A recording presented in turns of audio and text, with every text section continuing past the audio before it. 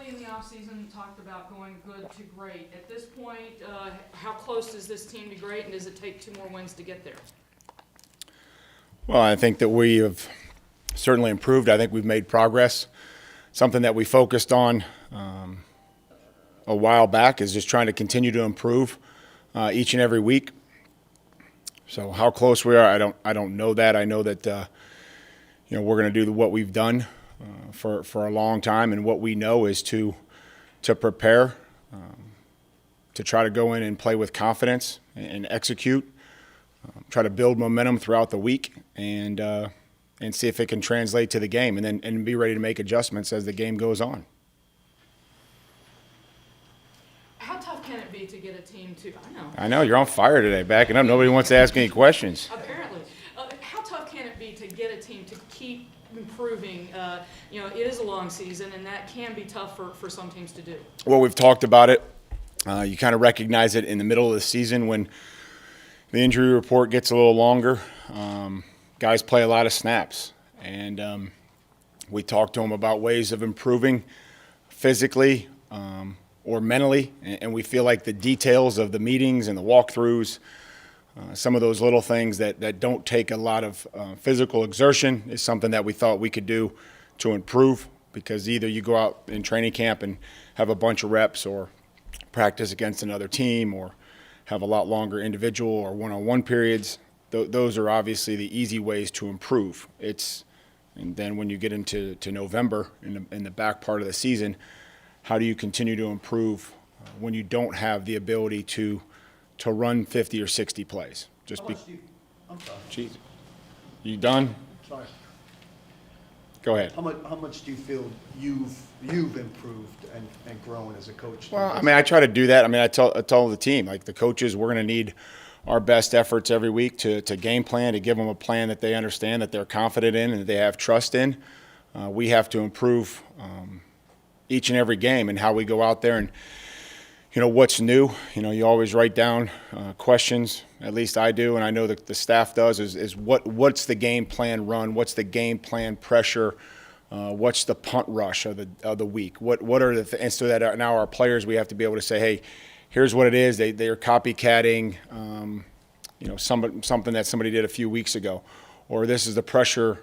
This is the front that we're going to see that's new, so that our players after the first series can understand, hey, this is the game plan that they've worked on all week, and you're going to see similar plays off of formations that we haven't seen from this team in a while. So as far as my improvement, I just try to come in every day and do things to help the team win and be prepared. Where have you seen you faced the Chiefs obviously over the season?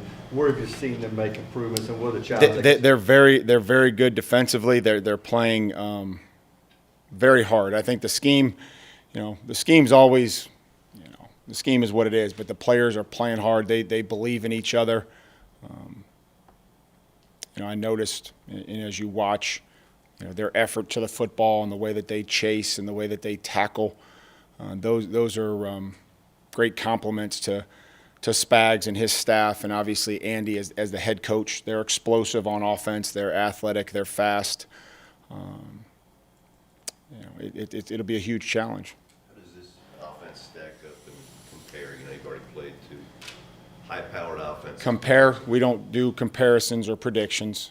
So I'll answer whatever you want, but I'm not going to compare anything. Sure, maybe just in terms of how explosive, you touched on it a little bit, how explosive this Chiefs offense is. It is, and it can score from any part of the field. They have roles, and they have guys that they like to do certain things. I think the thing that I appreciate the most about watching Andy and their offensive players is that I know what the diagram in the book looks like, and a lot of those routes and plays don't really look like those diagrams. They Travis, for example, he's put the personal touch on a lot of routes. I would say every route that he runs, there's going to be something to it that probably looks a little different than most tight ends. Tyreek Hill, obviously the speed and the explosiveness.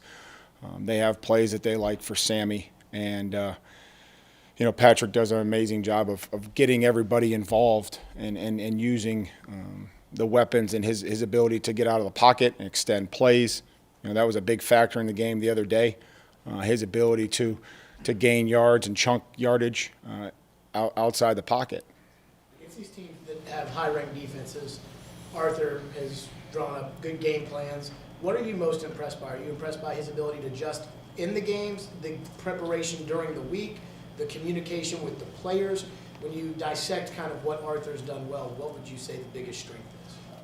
Well, I think it's been very inclusive. I think that the entire staff has done a great job of getting the information to him and helping him, helping all of us sit down and come up with a plan. And there's run game meetings, there's play action pass meetings, there's third down meetings and red zone meetings.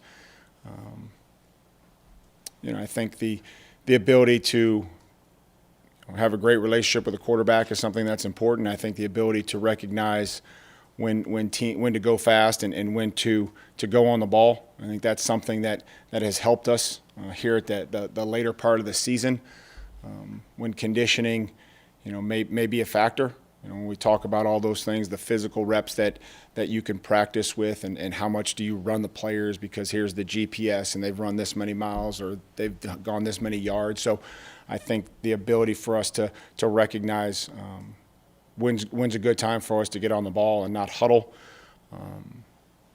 and then being able to, obviously you have to be able to see how the flow of the game is going. We had one on third down. There's the operation which we get the call in, I think, is something that's critical, and we haven't had many of those. I think that it's decisive with the call that he wants. These last 2 weeks, you haven't needed a ton from your passing game because you've hit plays like the Khalif touchdown and Ferkser on in the New England game. How much of that is matchup driven the last 2 weeks, or is that just kind of something you've had to adjust as the games have gone on? Each and every week is different. So I think that the ability to hit big plays, the ability to score in the red zone, the ability to run the football, to not turn the ball over, those are all critical things. And so we'll have to go in with a balanced plan and see how the game's being played and how it's going, and do everything that we have to do to try to win it based on our plan and how it looks. And if it's working, then we'll have to obviously stick with what it is. And then if it's not, we'll have to make adjustments. The offensive line as a whole is obviously playing well, but that left side seems to really be coming together. How have you seen that whole process of Saffold and Lewan just come together and play the way that they're playing? Well, we can't put any more money over there. I know that. So, I think the time that Taylor missed, it was probably naive of me to think that could just happen in 2 days of practice. But I think that there's a comfort level, with those guys over there. We've talked that the teamwork required to work in combination with a guy next to you, whether that's in the pass game and they're running a stunt, or they're running a game, or they're a pressure, or the combination in a run game, whether you're on the backside or the front side, to work, through a player to another. Those are things that we, are going to need to have. And I think Nate's development and Jack's really steady play, and then Ben kind of the glue that holds everybody together. Did you see the push? I know you talked about the Patriots game. You saw the line of scrimmage move. Did you see that again, watching film, especially the run game on Saturday night? Yeah, I think there were times, certainly, where that happened. Early in I think it was our second drive, I think we ran a zone play and probably gained 8 or 9 or 10 yards, and Derek's fallen forward for the last 2 or 3 yards, and I think that's the push that when you see that early in the game, when both teams are, I guess, as close to fresh as you can be, those are positive signs. Some of it's by necessity, but some of your younger guys in the defensive back end and the secondary have had to play more because of injuries down the stretch. How much more prepared do you feel they are to face Mahomes this time than maybe they were thrown in back in November? Well, I hope that everybody's more prepared. I hope that everybody's, gotten a little bit better at some technique or some coverage that we're running. And then it's not always, necessity. Like everybody, we only have so many guys on a roster, and the guys that are, active have to have a role in the game. And, to be able to get, Amani and Dane in there, and, whether it's Ty Smith or LaShawn or, or Dory coming back, those, we need everybody. And, it was good to see some of those guys show up and make plays. Along those lines, Coach, how do you develop that culture? Because in this run, you've gotten contributions from all 53 to create the culture where those guys have the expectation to contribute and help you win games. I think that's where, everybody's striving to be, a starter. Everybody's striving to be the best player at their position. And also, I think we've gotten contributions from guys that have been on the practice squad from August and early September to say, you're not here just to look at a card and run a play. You're here to work out, 4 or 5 times a week with Frank and his staff, and to get yourself as mentally and physically ready to play all the way up until Saturday, whenever John and I could bring you up to the roster.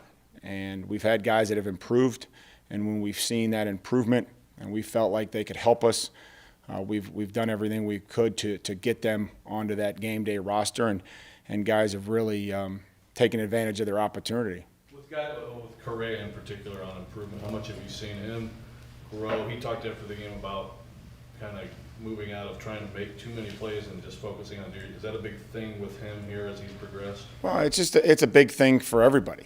I think that we all want to make plays. We all want to do things that help the team. But sometimes we stray from that, and when we try to do too much, I think as players, it's a coordinated system in all 3 phases, with 11 guys needing to be in 11 spots doing their job. And so the one thing I'll tell you about Kamale is I absolutely love his effort and his intensity in which he plays. So guys that play hard are always going to have a lot longer leash when it relates to me and how I perceive them. And I know that he plays extremely hard. He cares about the team, and so that's why he's out there playing for us. And then we'll keep coaching him up and see if he can help us again this week. How did David Long do? And I guess with Jayon, is it just kind of wait and see how the week goes with him? 2 questions. David, I think when I said after the game, I didn't feel like it was too big for him. It didn't look that way. Watching it on tape, he's not a big player. He played, I think, aggressive. I think he played physical. I think he triggered. He made a fantastic play on a 4th and 1 play to be able to get through the little, rabbit hole and find the quarter. Basically, he mirrored the quarterback. He mirrored, Lamar, and was able to get through and come up with a huge stop. Again, there's things we'll need to coach him on. And then moving on to Jayon, we don't practice here for a few days. We'll meet today, but we'll see how he progresses. Jarrell Casey's been here a long time, and he's been through some really bad times and now some pretty good times. How satisfying is it for you to see a veteran who's meant so much to this organization play well and get to this point? Well, I can't say enough about his leadership. He was voted as a captain by the team. He has done everything that I've asked him to, or Dean and his coaching staff. When you're somewhere for a long time and you're used to it a certain way, and new faces come in, I'm sure that could always be a bit of a challenge. Jarrell's never done anything but put the team first in anything that we've asked him to do. And so when people like that have success, you're excited for them.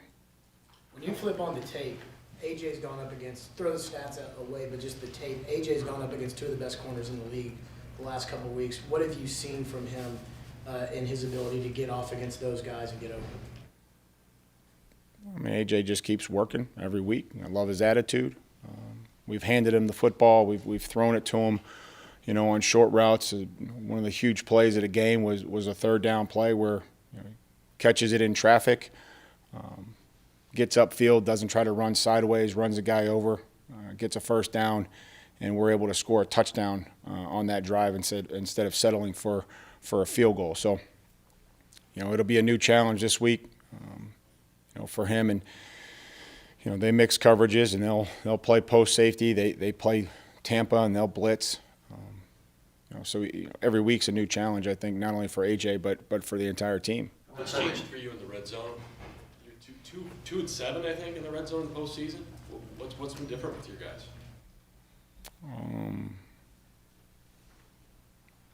You know, I think we've been close. It's not like we've been pretty close. And I know we went from wherever we were last year, which was probably high 1. I know where it was. And so I don't think it was like just awful.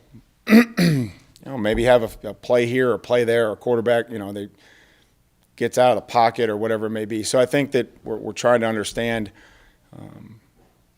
maybe what we're doing, and the players are executing, you know, very well, and that'll be a huge key to force them to kick field goals like we did last time. I think with any running back, when you would look at the workload Derek's been getting the last few weeks, you look at it and say, that's a lot. Is there something unique about him that gives you confidence that he's going to be able to withstand this 30 carries week after week? Yeah, he comes to me and says, give me the ball. Like, I could only take him for his word. And, I mean, you know, when he looks over and says I need a break, he gets a break, and then, you know, we go from there. But, I mean, he's durable. He trains. I mean, he's one of the best conditioned players on our team. When you watch him in April and May and June, and that's how he trains, and that's how he's built. How often does he say, I need a break? Yeah. You guys are at the games. I mean, it's not very often. I mean, sometimes. I mean, it happens. He gets tired. He got caught after he ran 50 yards the other day, and he was a little tired, and then we gave him a break, put him back in, and you know, it means a lot to him. You know, I mean, he's become a very good leader for this football team. You know, when you're durable and you perform and you play hard, you know, it's easy to be a leader.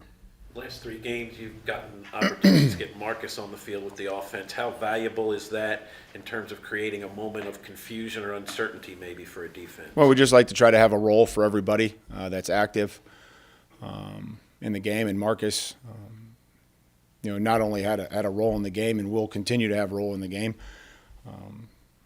you know, helped us prepare last week. You know, and I know that, you know, he'll do the same thing this week. And he's been very supportive of Ryan. And so we'll keep finding ways for him to help us during the games. How important is it for an offense?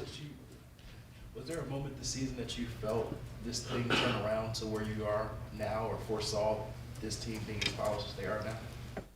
Just try to take every week, you know, as it comes, and try to find a message to the team that I feel like is something that we can relate to that week, and then try to find keys that'll help us win and keep them consistent throughout the week, and try to continue to prepare the players. I don't know where, you know, what that moment is or what that point in time. It's a long season.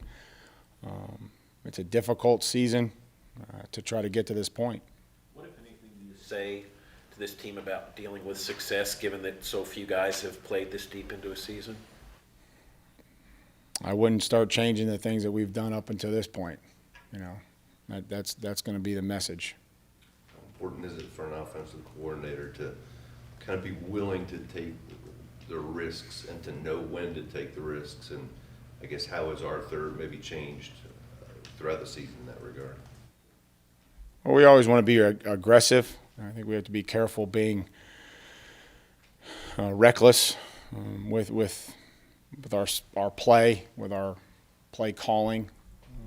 Whether you're a special teams coordinator that wants to run something, or your defensive coordinator or your me that wants something run, or Arthur. There's some things that you have to take into account, but I think you also have to have a level of aggressiveness in any business to succeed. You have to take some sort of risk if you want to win and you want to get to the top.